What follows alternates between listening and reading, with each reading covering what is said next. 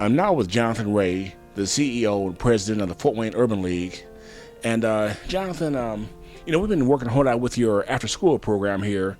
Originally, when you set your after-school program up, what exactly was it designed to do for the young people? Really what we want to do is we want to reduce the academic gap that exists for low-income urban kids and mainstream kids in Fort Wayne. So we do that by providing both homework assistance as well as remediation so kids can get on pace with their homework and turn their assignments in, but also catch up if they are behind. In addition to that, we want to create an awareness where we can create leaders so kids can think for themselves. What's critical when you talk about after-school programs, if all you're doing is repeating what happens in school, then you're doing those kids a disservice. You want to have the flexibility to create opportunities for learning in ways that they don't learn in school. Well, you certainly have a lot of innovativeness going on here, because the one point that I've been talking with other people about is the Fort Wayne Urban League Mayoral program, where the director instituted an idea where you'd have a mayor of the Fort Wayne Urban League, a kid. And I guess the long-term thinking is that once you apply labels to certain, to kids as mayor, deputy mayor, and congressman, or whatever the case is, at a young age, that might stick with them. Is that accurate? Absolutely. What we're doing is we're creating a value add. At the end of the day, we want our kids to realize and believe that they can be anything that they choose to be if they're willing to work at it. And what this mayor's race did is it created leaders where there was a vacuum. And we want our kids to lead themselves. We don't want to be like the traditional staff where we're the authority. We want the kids to understand that there's a path and there's a pattern that they need to follow, and that creates leaders and puts kids in a position where they can police themselves and understand why education is important, not because I say it's important, but it's important because it's going to have a big impact on their life in the future. But when you're talking with these kids, and they're talking about their future ambitions, they want to be a dentist, they want to be a veterinarian, whatever the case is, why is it really important for them to, even if they're 5 years old, to say, I want to be this? Why is that important? I think if you don't think about your future, then you're just stuck in the here and now. And if you're just living for the now, you won't prepare for your future. So we want our kids to start thinking about life as an adult, life as a teen, life as in advance of where they are right now, so they can think about their future and make good choices that will impact them later. So if we just think about reacting to what's coming before us, then we won't be prepared for the future that will come, no matter how hard we don't want it to. And speaking of the future, one of the things that's wrong with our community right now is we don't vote, or we don't vote in the numbers that we should be voting in.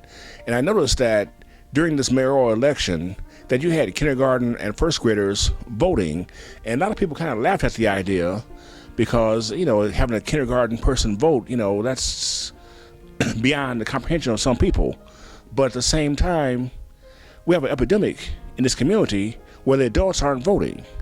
So now, even though some adults feel that their vote doesn't matter, why is it important that these kids learn the habit of voting anyway at this age?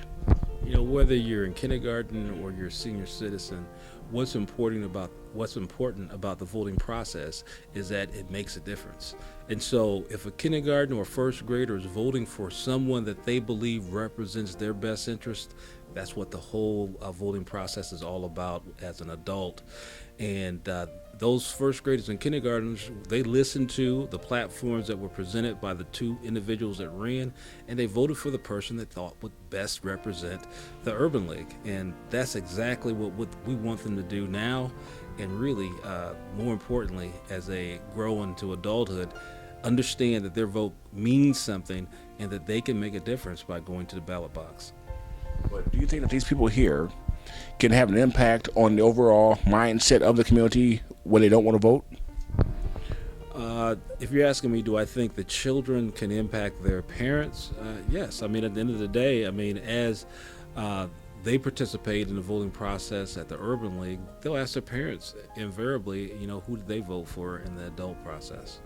I've noticed that in addition to your Mayoral program here, you also have the Boy Scouts coming over here, and you also have students involved with the YMCA, because I understand that they're going to be teaching these kids how to write a bill, and the YMCA is going to be taking them to Indianapolis to the State House. What gave you the idea to incorporate these other aspects into the lives of these young people? I mean, we involve all. We're open. We're an open book to collaboration. So, we're talking about, in this case, the Y and Boy Scouts, but, there's lots of other things that the Urban League we don't do, and we want to make sure that our kids have a wide variety of stimulus that gives them a well-rounded perspective of life. And so, in the two cases you made reference to, those organizations are presenting new opportunities for life experiences for the kids that we're serving, and the Urban League is all about that. All right, now, as you wind down here, what message do you want to give to young people? Because I noticed that when you walk through the area where they are, they know who you are, and they respect you highly.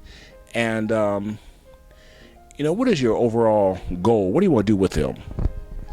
I want the young people to realize that they don't have to be stuck with whatever their life situation. If it's we have a mixed group of people, but majority of our kids are low income, and so I want our kids to realize that there's a pathway out. I mean, when you think about directions, if I was going to head to Chicago, I get a map and I'd head the exact way.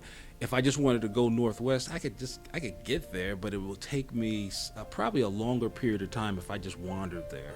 So what do we want from our kids? We want our kids to leave the Urban League with a pathway to success, a way that they can see themselves at the finish line versus just wandering and being impacted and affected by anything that comes their way. That's what's happening to some of our kids who are making mistakes when they exit high school. They get caught up in a lifestyle that they didn't plan to be in, but because they didn't have any plans, they fell into those pathways. And that all begins with a kid in the kindergarten? That all begins that first day of school, that continues until you reach adulthood, because it's wild. When kids are in high school, they're considered a child. And the moment they graduate from high school, now they're an adult. They're expected to be able to make adult decisions. But if you've only been living in the here and now and not looking at your life as in a future perspective, you won't be prepared for adulthood. And what the Urban League is all about is helping our kids transition from childhood to adulthood.